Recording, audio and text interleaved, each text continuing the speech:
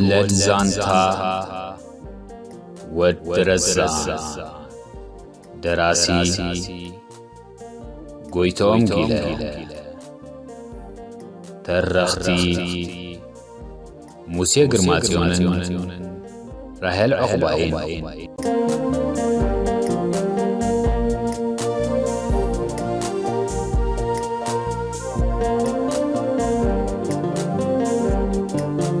أب كزيون ساعتون علي إبراهيم تسوي لهم مس نجر وخا زي تسمعوا جهن زر أيو حرك أن نذكره كي تفلته كابعنتو نبعث ورر برمه نزز رايا أب سجما يكون نوز نبرة مسافرتو ده عندي خزودي واي أيتم بعد جوها تلاقي خانة بعلو كان دي زودي واي ودي بمبال كاب حساباتو نقنيقن أب برابر أومو كام سنبديلو بمتنسا نبعات عينتو درزة قايم ولدو درو أمن دفرا بتحم سلزنبرو خا نابت بيامانات سقام نايتو قدنا زنبر الدكوانات إنات أمتا بمأكل تختما سنتي قوا حلفا وايدك أي انتاي مخد قبرو أوزو كل عامتات تفاليخو مس قابت أنا فقودكم دو ولدهم حاليفهم تانيحومهم وايدك أي أجو خد حنز ودي ناتي حسكايو متي خازل لخا نات انت هزبن هاجر نرأز ودي نسي عبز ودي بروخ أجو خا بمبال كت أنا نعو جمرا موع انتاي فالو يزو ودي أتنادي من ستراي مويتو ميلوكن بمبال أنا فرهن أنا تبعن حاتتن قايم ولدو لب ولد زانتا ودرزان مبل ميتن عسرتو حموشتن كفار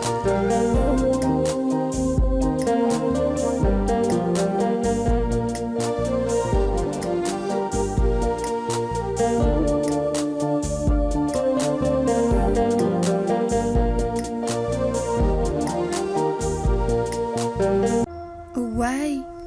انتي فالو تودي طف بلو أنا دا بحسب توحيد كخنبع مسرعه خاص مسكينة تذادا لاي ولدو سينوام بيزخوني لند جهين دالي واي ايتحزل لي بلزودي ايتحزل لي زودي إيلان أو أب امن حيل مسبتسحو كاب أبتوبوس وريدن كدا قايم ولدو تسافر وازن برا أبتوبوس جن قعزة أب مغتصال نشغا إيامو حليفة أب دنقلو كل بلتمو قايم نعد بحرو عدو أما عديو سلهزرأيا ترقتا لبو بنهارك توقع جمرت نتكسب إقر عد خلتن دحر جزا عد فيايون ززرقح سفح ولا خامرت عدو خا أب أبتوبس كوينو كم عدو جمرة أوعي قفحرو أنها له دم ما بلاه بلبو نابتل تساقا ما يكون نوز نبرا قلاميت أسات كتو أنا معدوا أبتوبوس قلقلت وريدا نعد فيايون تساقام قديفا ناب عدل قسقسا قعزا أنا قد سألت أوعي سنكر أفاق أنها له قراو تناس مسانادو هلو خون ويسي بشحنا مالت بمعرة تخفافيلو نخالو تواهيبو خون ويت حتى عد النهات شخاوها بيهوين كما إلا بلمعت الله واي بيت خرسيان عدنا عند قدس جرجيس النهات انداباتي قزا وزا لعلي عدي أي بمبال ززر أيو مريتن قزاوتن عدو الناس أوعه أبرو ما سممو بسحو كاب أبتوبوس ورده قايم ولدو عواي عسران كلتن عمتات كوينة خبز في اليوم أياينا بالشاينسي بهيوتهم دهلو خونو أطفتاري كافالنا إذن تكال سبيت قد خدناني ولا الدخا حليفة مبهال مبع ብምባል ኣዕረምረመ ጋይም ወልዱ ኣብ ሩባ ሰመሞ ደው ኢሉ ኸኣ ቅድሚ ናብ ዓዱ ምብጋሱ ብዙርኡ ጠመቶሞ በቲ ብነዋሕቲ ቅንጭብታት ዝተሸፈነ ኣብ ልዕሊ ሰመሞ ዘሎ መቓብር ሓናፋት ማለት ኣስላም ኣቢሉ ንላዕሊ ገጹ ብምጥማት ናብ መረባዓት ዓዲ ዓኺሉ ገጹ ኣማዕደወ ካብኡ ሓሊፉ ንጸጋም እናዞረ ንዓዲ ጮማይ ንዓዲ ጸጓርን ንትምዐን ንዓዲ ልገስን ንዓዲ እንጋንያን እውን ደው ኢሉ ኣማዕደወን ብድሕሪ ጋይም ወልዱ ኣንፈቱ ናብ ሰሜን ገጹ ብምቕናዕ ኣፍቃሪቱን ወለዱን ንምርካብ እናተሃንጠ ናብ ዓዲ ባሕሮ ገጹ ብእግሩ መረሸ እቲ ድሕሪ 22 ዓመታት ንዓዱ ዝተመልሰ ጋይም ወልዱ ተስፋ ከይቆረጸ ነታ ወትሩ ኣብ ቅድሚ ዓይኑ ትረኣዮ ዝነበረት ብልቡ ዘፍቅራ በኽሪ ፍቕሩ ምሕረት ኣረጋይ ተመሪዑ ምዉቕ ሓዳር ከምስርት ብልቡ ተመነየ እቶም ቅድሚ ዓመት ጋይም ዳሃይ ገሩሎ ኢላ ምሕረት ኣረጋይ ስለ ዘበሰረቶም ተስፋ ገይሮም ዝጽበዩ ዝነበሩ ወለዱ ግን ድሕሪ ናጽነት ጋይም ንሓደ ዓመት መመላእታ ዳሃይ ከይገበረ ህልም ስለ ዝበለ እቲ ምሕረት ዝነገረቶም ብስራት ናይ ሓሶት ብስራት ከም ዝነበረ ኣሚኖም መስዋዕት ወዶም ብወግዐ ንኽንገሮም ኣብ ትጽቢት ነበሩ ምሕረት ኣረጋይ እውን ብግድኣ ኣታዙ ጋይም ደኣ ኣብዚ ናይ መወዳእታ ውግእ ዶ ተገዲኡ ኮይኑ ክሳዕ ሎሚ ዘይመፀ ወይ ወደይ ኣታዊዒሉ ሓዲሩን ኣቦ ግዲ ክስእን እዩ ብምባል በቶም ኣብ ሰንፈላሊ ዝነበሩ ስድራኡ ኣውራ ድማ ብወዳ ሓዘነትን ተሸቐለትን ጋይም እግሩ ተቐሪጩ ዝብል ዘይተጣለለ ወረ ምስ ሰምዐት ተስፋ ቆሪጻ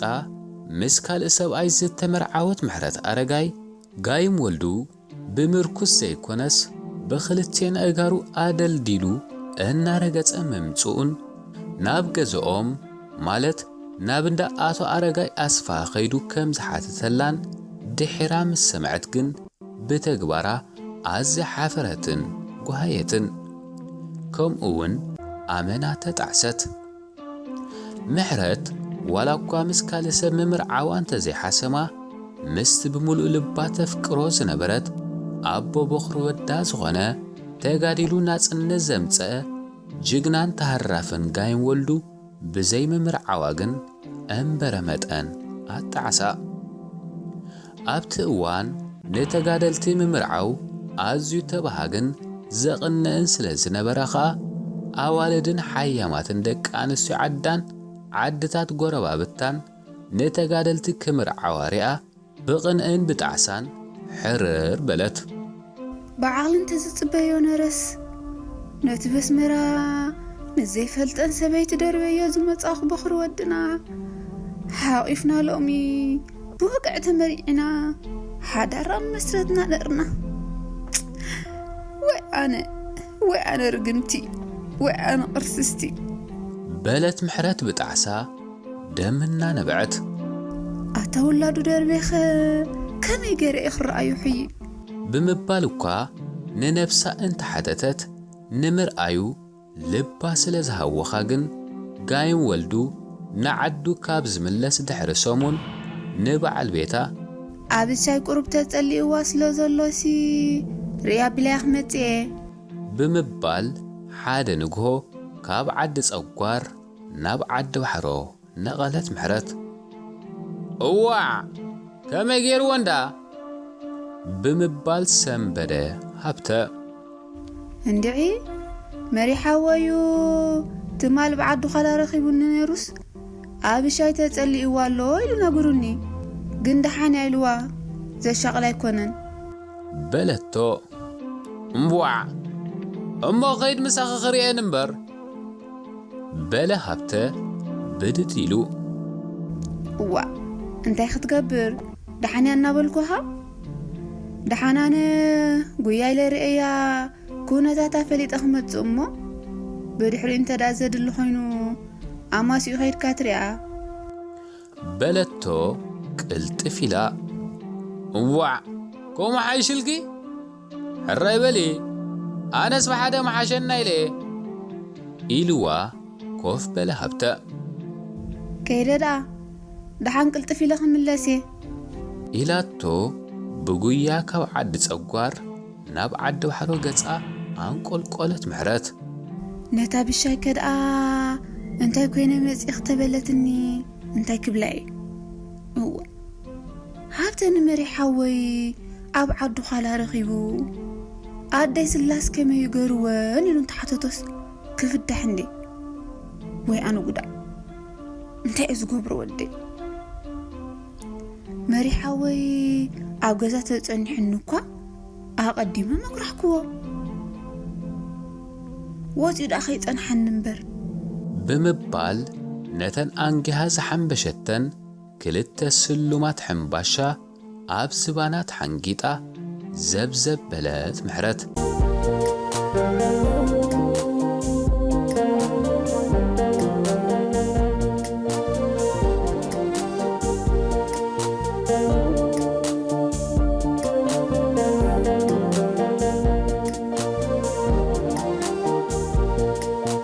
حدرك بالشاي دما بلات محرت ناب دنب اند علبا أتيا ناب تمعصو تراحيو زنبرا مربع كل مس بلت እግዚአብሔር ይመስገን محرت قاعدة دي ختي إلان نتا أوشات أندنينن زصصيو زنبرا أخلاق قاريصن ندغ وصا ويزرو سلاس واي دا حندي خدا بقي حاتو مصيخ محرت قالي بمبال تكوريلن عينا إن تأمتا دحاني بالشاي انت لا تقبر اللخي نحلبت زخون باندون غاني تطلخو محبر ميكيلنا بانانديو رسعكيو ديخي اي رسعكو امو ابطم دي زوعل اووا ميكيل ربع عندي زوعل زلو ناي دحاندي خدا بقي حاتو متيخي دحاني تمالي ليتي بحلم ترى خنانس قويا لكريكي لي متي واي قالي انت حلمو دا انت يناول كدا تراكي منن كوفيل كنا على الكني واي امو نافق كن مالديو اتمحرت قالي اندعي كومو مالديو اندعلي إذا لبايسي فرفر هيلوس واي كريكي لي مزي بلتن محرت حاسوتا 5 أمنون مرققات عين ولاديتا أن تأمتت واي قالي قرمكو عمز أخذا قالي مريحة وين أيين كده أنا بيكيدهم أوا مريحة وخد أفت جم عطو كبتي نهجي هاللمبر أبو خجن قبر لني لهم يمانجيهم نبعد برعيد كيدهم ينهج يوافر مالتيو نعيل أحد بنك قرارب ما بنك الست زاق عليه مس بلا أخا أتي بالشي بلتن محرت كلت خلته أن حسبت ياي مس بلا تكريلان نابتا أريقوز نبرا ألباسو قلنا أن تأمتاخا حق ديو اتقايم وديا ولو كابقر لمتيز بحال زلو بلتن بقو بعينا أن تأمتت هو حقي بقدمة مالوكا أبزن دي مسانا على الوعيلو خيدو واي قزانا ما تنورو انت كقبر بلت محرت سنبدلا هو سلام كبلنا نمبر انت كقبر رأت محرت قوالي امو انت يدقابلكي بلت محرت أب قدما أديات قدما هنتو إنتا زستو على ويزور سلاس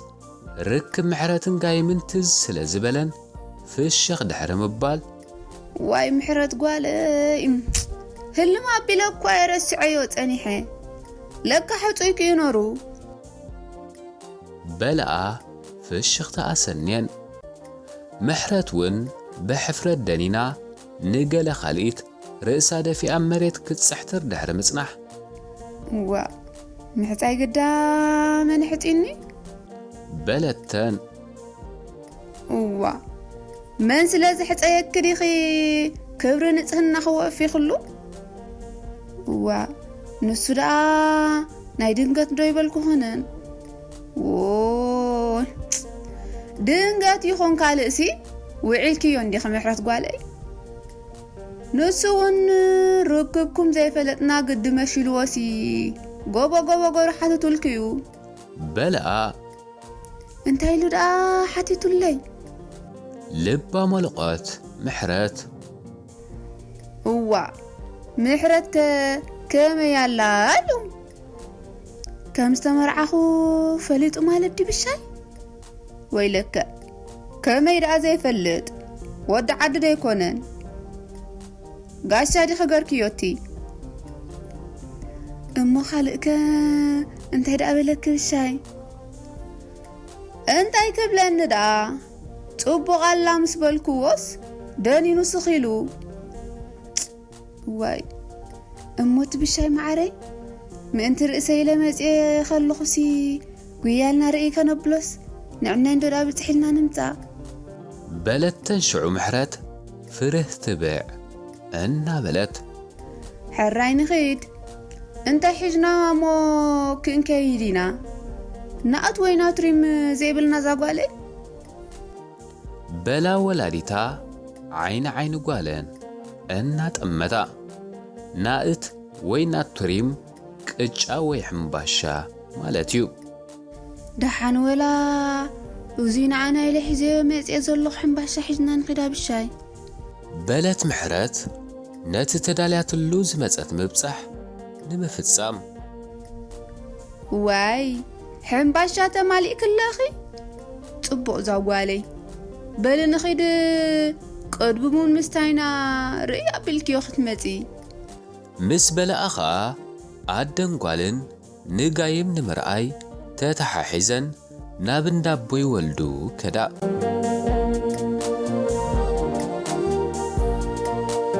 ወይ ኣነ ኣንተ ኸመይ ገይረ ይኽረኣዮ ከመይ ኮን ይህሉ ይኸውን ከምቲ ቀደሙ ዶ ብጎበዙ ይህሉ ይኸውን ወላስ ኣሪቡ ይኸውን ኢላ ብልባ እናሓሰበት ደድሕሪ ኣዲኣ ተጓዓዘት ምሕረት ኣብታ ኣፍ ደገ ደንበ እንዳቦ ይወልዱ ምስ በፅሓ ኸኣ እተው በል ምሕረት ጓለይ በልኣ ወላዲታ ብድሕሪኣ ደው ኢለን ዋ ንስኺ ደኣ ምርሒ ኪድና የብሻይ በለተን ምሕረት ሽዑ ንድሕሪት ምልስ ኢላ ወይ ኣነ ተካል ውላዱ ሒዘ ብሓበን ከይቅበሎሲ ዓብጉድ ቀሪበ ምስ ሓጢአተይ ተሓቢአ ይረኸቦ ኣለኹ ከመይ ዝበለ ወዲ ከም ዝወለድኩ እንተዝነግሮስ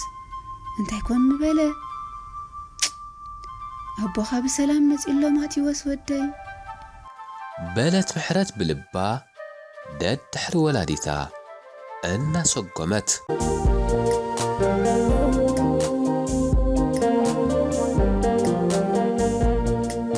እንኳ ሓጎሰና ማማ ብርኽቲ ማዕረይ እንኳ ሓጎሰና ማማ ብርኽቲ ብምባል ወዲ ረዛንን ኩራራን ናብ እንዳበጠበጥ እትው ምስ በሉ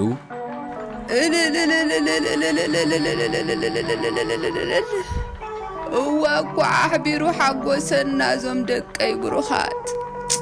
ብርሃን ናጽነት ርኢና ደጊም ሞት ከም ኣዳም ዞም ደቀይ ጊዜኹም ጊዜ መንእሰያት መፂሎ ሎምስ ውግእ የለ ወረ ውግእ የለ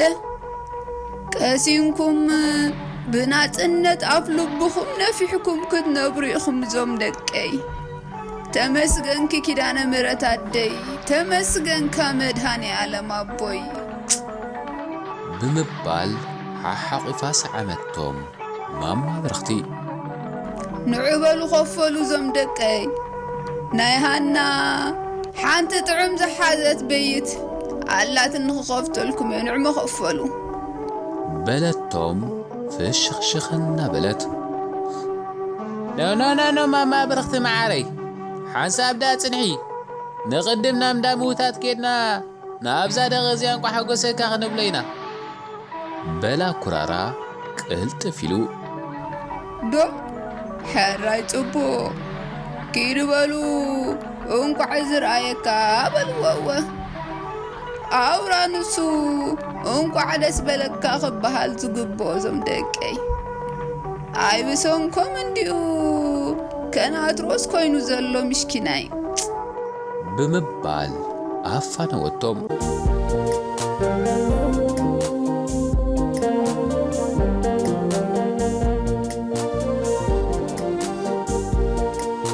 በዓል ወዲ ረዛን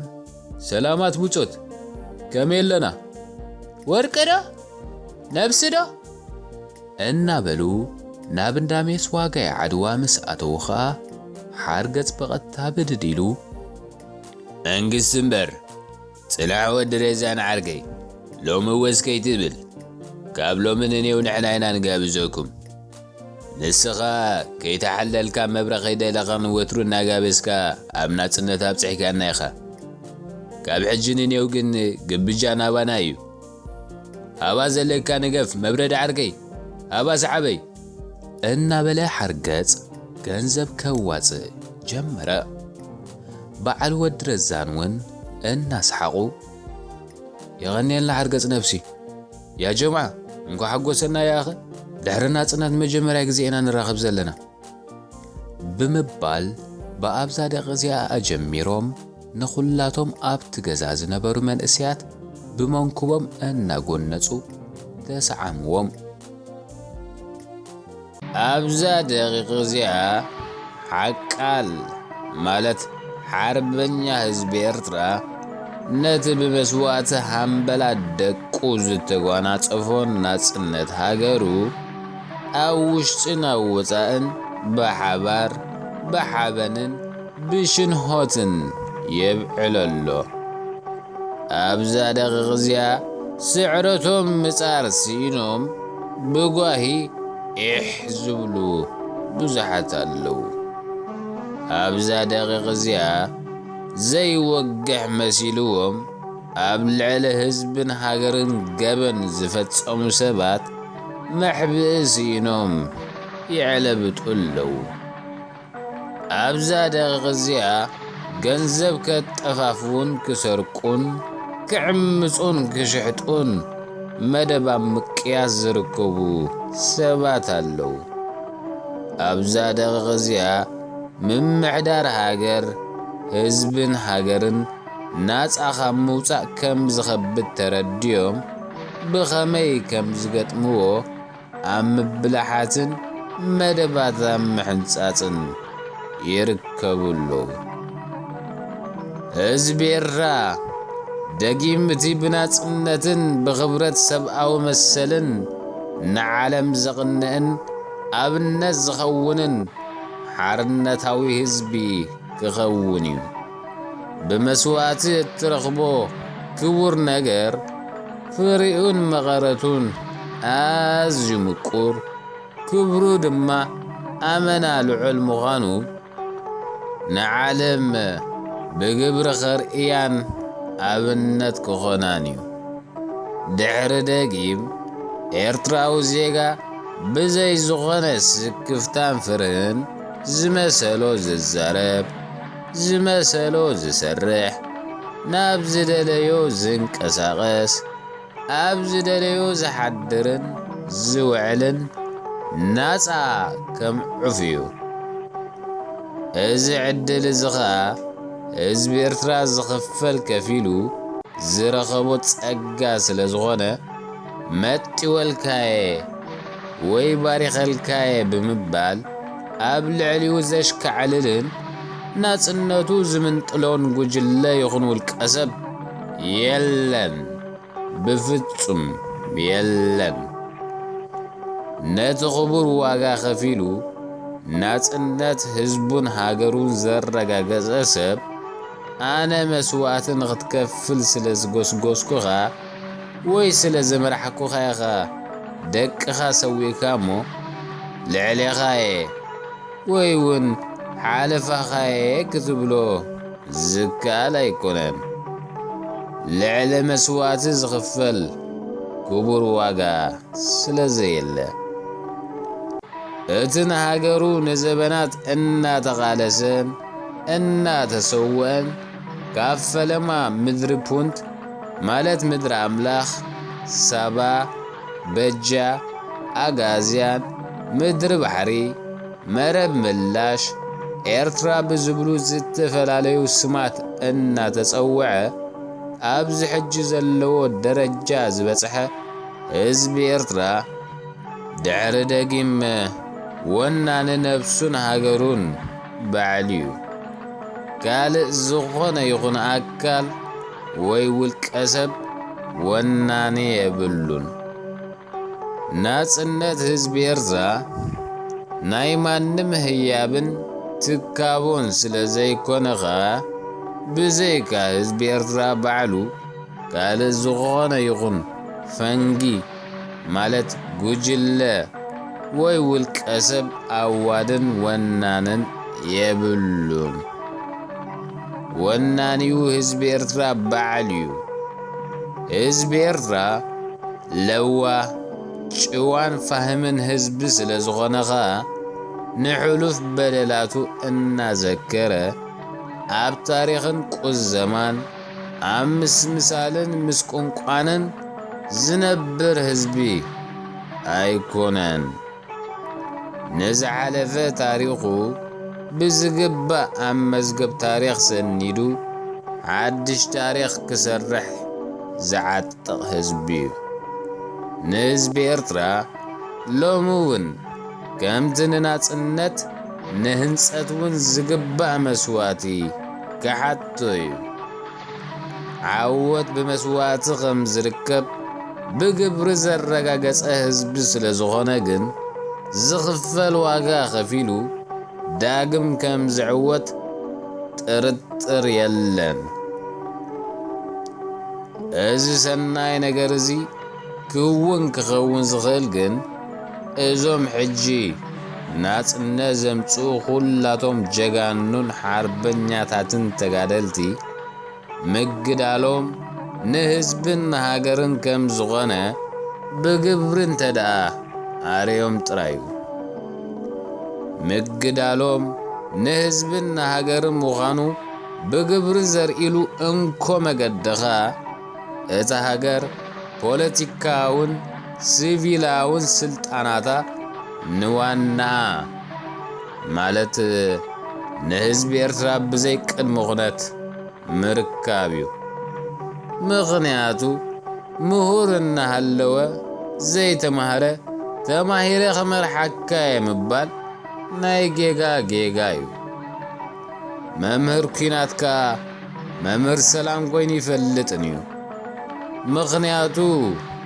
ተመክሮን ባህርያቱን ስለዘየፍቅደሉ። ኣብ ዓለም ቅድሚ ህዝቢ ኤርትራ ዴሞክራሲያዊ ምሕደራ ዘተኣታተወ ህዝቢ ስለዘየለውን ህዝቢ ኤርትራ ንሃገሩ በዚ ሕጂ ሃገራት ቀዳማይ ዓለም ዝሽቅጣሉን ዝምክሓሉን ዘለዋ ዴሞክራስያ ንኸመሓድራ ዝጽግሞ ህዝቢ ይኮነን ብምባል ብርሉ ኣልዒሉ ጸንቅቓ ኣብ ሳደቕ እዚኣ መደርኡ ብምቕጻልካ እዞም ንነብሶምን ንህዝቢ ኤርትራን ናጽነት ዘጓናጸፉ ክቡራት ሓርበኛታት ገድሊ ኣይፋል ተጋዲልና ዘምጻናዮ ፖለቲካዊ ስልጣን ንህዝብን ንሃገርን ረብሓ ይሃልዎ ኣይሃልዎ ብዘየገድስ ቦታና ንመንእሰያት ወይ ንኽኢላታት ምሕደራ ኣይነረክብን ኢና እንተኢሎም ግን መብሪ ማለት ዕላማ ገድልን መስዋዕትን ህዝቢ ኤርትራ ኣብ ምልክት ሕቶ ከም ዝኣቱን ባህግን ትምኒትን ህዝቢ ኤርትራ ከም ዘይፍጸምን ግን ኣይትጠራጠሩ። በለ ኣብዛደ ገዚኣ ድምፁ ዓዋቢሉ ኣታታይ ዝብል ዘሎ ሰብኣይ ወደይ መምህር ኩናት መምህር ሰላም ኮይኑ ይፈልጥኒ ህዋ እዞም ኩሎም ን30 ዓመታት ተቓሊሶም ዝመፁ ተጋደልትስ ህዝብን ሃገርን ክመርሑ የብሎም እንዲ ዝብል ዘሎሞ ህዋ መንዳ ክመርሕ ደልዩ እዞም ኣብ ቃልሲ ንናጽነት ምንም ዘይበርከቱ ብወሰን ኮይኖም ዝዕዘቡ ነብሩ ምሁራት ባይ ዘይከውን በለ ኩራራ ገጹ ኣሲሩ እዋ ግድን ኣይኮነን እኮ ኩሉ ዜጋ ብሓደ ምዕራፍ ክዋሳእ ኣብቲ ዝሓለፈ ካብ ዘይተዋሱ ኣብ ዝቕፅል ንኽዋሱ ዕድል ክውሃቦም ኣሎ ሓቂዩ ኣብዛደ እዚኣ ኣብ ኩናት ዘሎ ሰራዊትን ኣብ ህንፃ ዘሎ ህዝብን መምሕዳርን በበይን እዩ እቲ ሕቶ ግን ሕራይ ሎምዶ ስልጣኖም ሰብ ሞያ የረክቦም ይኾኑ ዝብል እዩ ብምባል ሓተተ ወዲ ረዛን ባኪት ብፍጹም ኣይከውን እዩ በሎ ኩራራ ህዋ እንታይ ኮይኑ ዘይከውን ስልጣን ከም ዓስቢ ምግዳል ወይ ድማ ከም መሰል ጥሮታ ተቆፂሩ ክረአ የብሉ ምሽሉ ኣብዛ ደቕ እዚኣ ሓቂ እዩ ስለዚ ንስልጣን ኢሉ ዝተጋደለ ሰብ ክሳዕ ዘይሃለወ ኸኣ መምሕዳር ህዝብን ሃገርን ንሰብ ሞያ ወይ ንኽኢላታት መሃብ እንታይ ፀገም ኣሎ እዞም ናይ ትማል ተጋደልቲ ኸኣ ናይ ሎሚ ወታደራት ኮይኖም ፀጥታን ልእላውነትን ሃገርን ኣብ ምኽባር ጥራይ ክሰርሑ ክእሉን እዮም ግዲ ኣታ ኩራራ ዓርከይ ኣቦይሲ ሓላፍነት ዶኾን ይህልዎ ኸ ኣታ ዘንዘመድ ኣደይ እንዶ ግዳ ጠፊአን ሓሚመን ጥራይ ከይኮና ጥዕናን ከኸመይ ኮንህሉ ብምባል ብዛዕባ ወላዲቱ ምሕረት ኣረጋይ ሓሰበ ወዲ ረዛን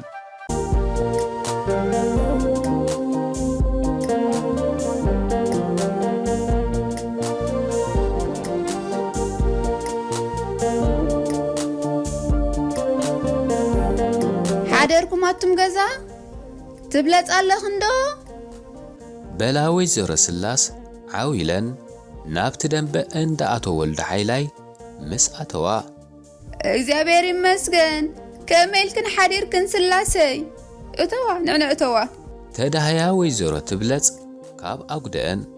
ድምፂ ሳንደአን ኣለልየን እቲ ኣፊት እቲ ወላዲቱ ዝነበሮ ኣጉዶ ዝነበረ መረባዕ ኮፍ ኢሉ ዜና ብሬድዮ ዝሰምዕ ዝነበረ ጋይን ወልድውን ድምፂ ወላዲቱ ሰሚዑ ኣደይ ስላስ ኣደ ምሕረት ናብ ገዞም ከም ዝመጻ ፈሊጡ ብጉያ ንደገ ወፂኡ ቅልቅል በለሞ ንወይዘሮ ስላስ ምስ ምሕረት ጓለን ተመራሪሐን ክመጻ ምስ ረአየን ተዓኒዱ ደው በለ ምሕረት ውን ንጋይን ወልዱ ርኢ ምሰበለቶ እውይ ኢላ በቕጽበት ወደቐት